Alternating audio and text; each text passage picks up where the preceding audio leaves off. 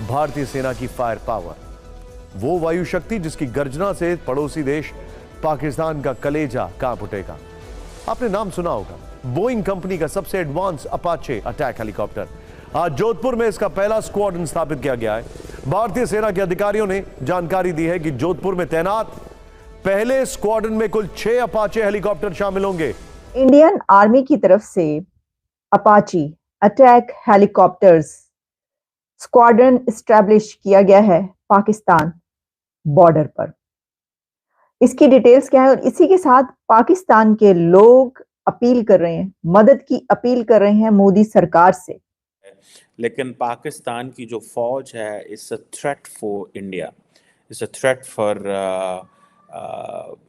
India, this is what he said. और उन्होंने कहा कि बॉर्डर के ऊपर जरूर चैलेंजेस हैं, लेकिन they are reasonably well secured. This is an Apache helicopter gunship, दुनिया का सबसे बेहतरीन, सबसे खतरनाक, सबसे जबरदस्त हेलीकॉप्टर गनशिप है। ये अमेरिकन मेड है, बोइंग ने बनाया है। ये इंडिया ने पाकिस्तान बॉर्डर के करीब जो है वो अटैची हेलीकॉप्टर जो है वो तैनात कर दिया है, डिप्लॉय कर दिया है। आखिर क्या रीजंस हैं? इंडिया अपनी डिफेंस टेक्नोलॉजी पर बहुत तेज़ी से फोकस कर रहा है। फोकस करने के साथ साथ वो दिन ब दिन टेक्नोलॉजीज़ पर मेहनत करके मेक इन इंडिया के प्रोसेस के थ्रू अपने मुल्क में टेक्नोलॉजीज़ को इन्हांस कर रहा है।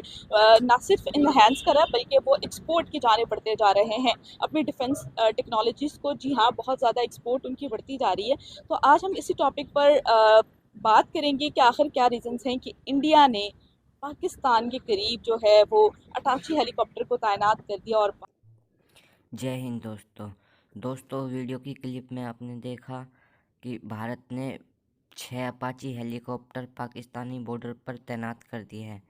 अपाची हेलीकॉप्टर जोधपुर बॉर्डर के पास। तो मूर्ख पाकिस्तानी इस पर चर्चा कर रहे हैं कि भारत अपना रक्षा बजट इतना ज़्यादा क्यों रखता है। तो वो मूर्खपने की बात करते हैं, तो उनसे तो कोई अच्छी बात की उम्मीद की नहीं जा सकती। तो ये अमेरिका से बहुत ही ख़तरनाक 6 हेलीकॉप्टर हैं, अपाची हेलीकॉप्टर, और इनमें गन भी लगी हुई है। और इस हेलीकॉप्टरों से आतंकवादियों को मार दिया जाएगा बॉर्डर पर अगर भारत की सीमा पे बढ़ने की कोशिश करेंगे। तो चलिए देखते हैं कि मूर्ख पाकिस्तानी किस तरह की बात करते हैं। उनके पास तो हमेशा मूर्ख वाली ही बात मिलेंगी। तो चलिए वीडियो को।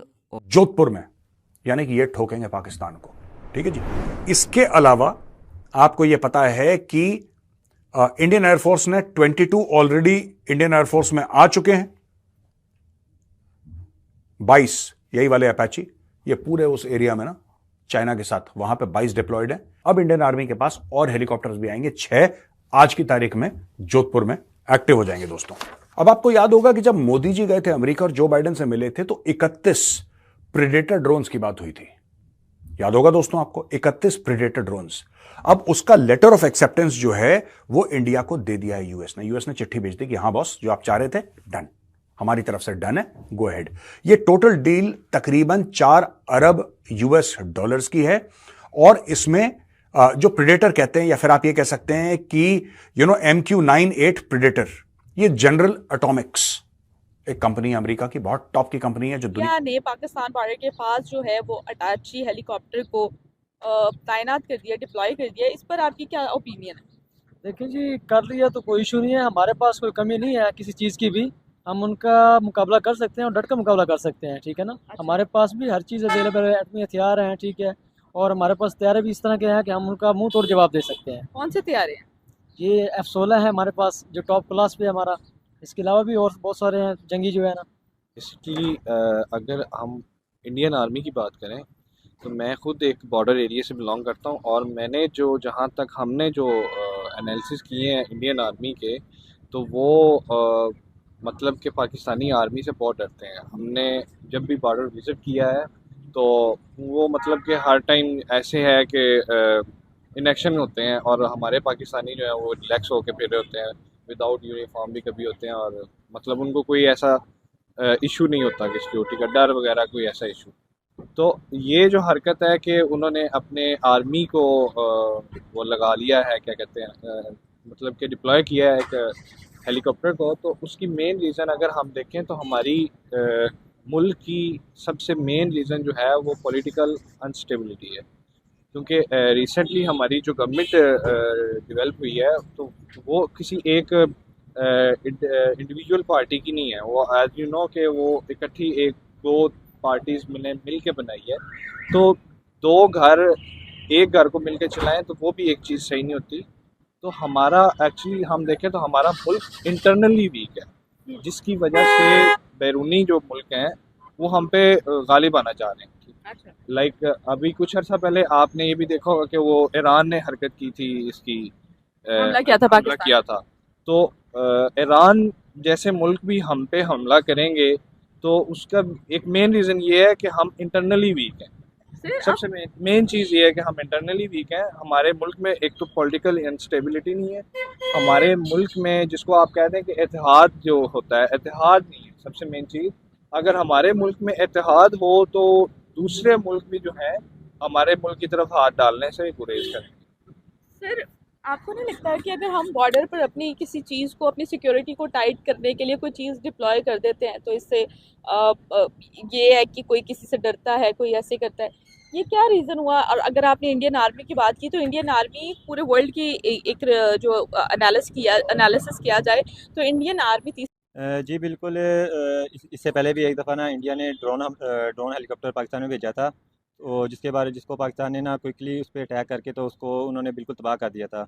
और इस तरह से एक दफ़ा उन्होंने फिर ये काम दोबारा से स्टार्ट किया है और ये मुसलसल महीने 2 महीने बाद एक कभी ना कभी ये ऐसा सिलसिला चलता रहता है। तो और ये मुसलसल अटैक वगैरह ये दोनों तरफ से आते रहते हैं। हम ये नहीं कह सकते कि सिर्फ इंडिया ही अटैक करता है, पाकिस्तान अटैक नहीं करता। पाकिस्तान की तरफ से भी इस तरह से खबरें वगैरह आती रहती हैं क्योंकि अक्सर मैं इंडिया की न्यूज़ भी सुनता होता हूँ, तो इंडिया वाले भी यही कह रहे थे कि पाकिस्तान की तरफ से हमला हुआ है, पाकिस्तान की तरफ से अटैक हुआ है, तो हमने वो तबाह कर दिया है। तो इस तरह से खबरें वगैरह चलती रहती हैं। अच्छा, ये बताएं कि 2021 से तो हम देख रहे हैं कि इंडिया पाकिस्तान के बॉर्डर पर थोड़े फ्रजाइल काम रिलेशन है। मतलब आपको पता है कि सीज़ फायर हो गया था 2021 में। उसके बाद से बहुत रेयर ही इस तरह की चीज़ें देखने को मिलती हैं कि दोनों तरफ से कोई मतलब लड़ाई झगड़े की वाली बात ही, मतलब बात तो हो जाती है, वो तो बातें तो सामने आती रहती है, लेकिन बॉर्डर पर हम अमन अमान ही देखते हैं।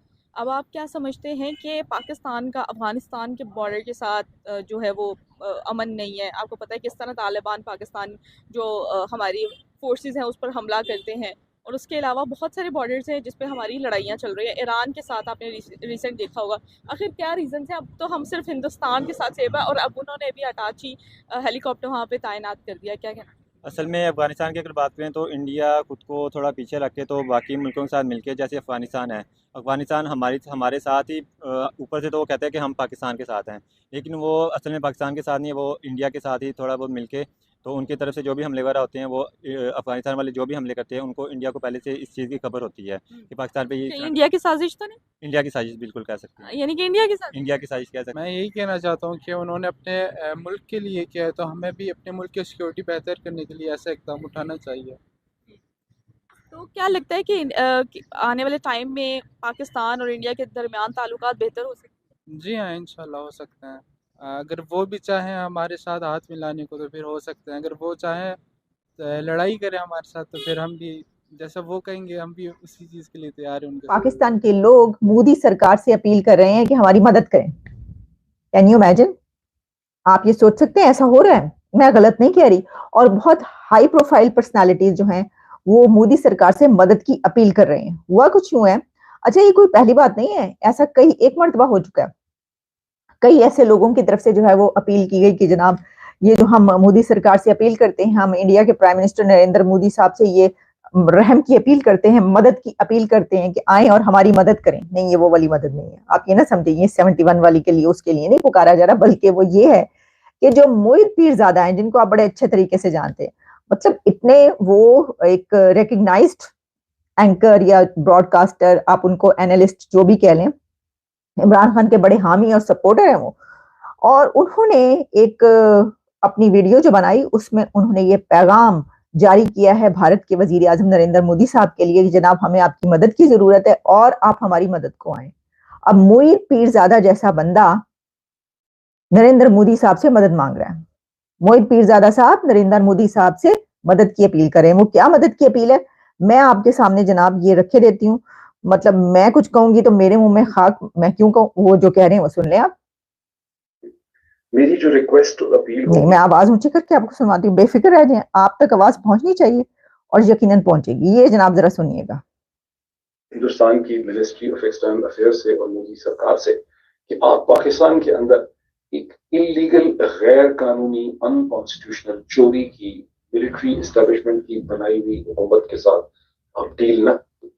मेरी जो रिक्वेस्ट और अपील होगी हिंदुस्तान की मिनिस्ट्री ऑफ एक्सटर्नल अफेयर्स से और मोदी सरकार से कि आप पाकिस्तान के अंदर एक मेरी जो रिक्वेस्ट और अपील होगी हिंदुस्तान की मिनिस्ट्री ऑफ एक्सटर्नल अफेयर्स से और मोदी सरकार से कि आप पाकिस्तान के अंदर एक इलीगल, गैर कानूनी, अनकॉन्स्टिट्यूशनल चोरी की मिलिट्री इस्टेब्लिशमेंट की बनाई हुई हुकूमत के साथ आप डील न करें टूवर्ड्स फ्यूचर।